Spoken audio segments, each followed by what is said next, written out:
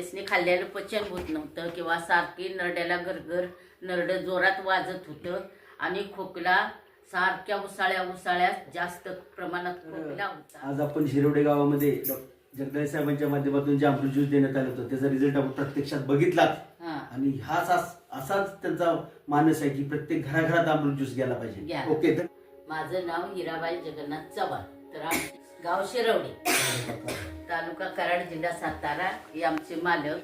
त्यासनी खाल्ल्याला पचन होत नव्हतं किंवा सारखी नरड्याला गरगर नरड जोरात वाजत होतं आणि खोकला सारख्या उसाळ्या जास्त प्रमाणात खोकला होता।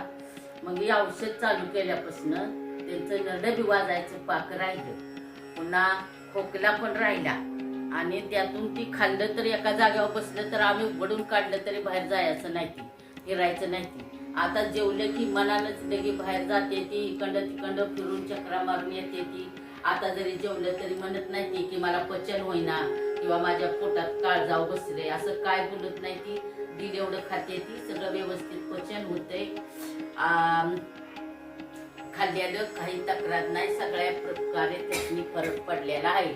म्हणून आम्ही पहिल्या 2 बाटल्या संपत आल्या म्हणून आणखी 2 मागवून डॉक्टरकडनं घेतल्या, आम्हाला चांगल्यापैकी फरक पडलेला आहे।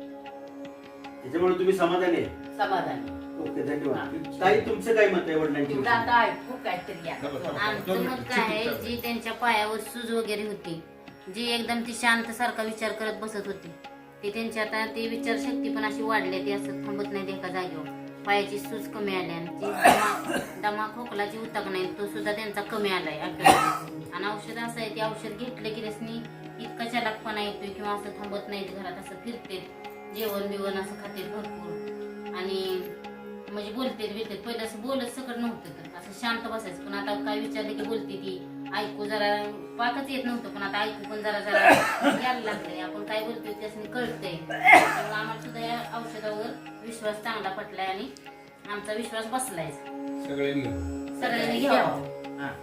ओके, धन्यवाद। खरंच घ्यावा सगळ्यांनी, आम्हाला तर बाबा फरक पडला।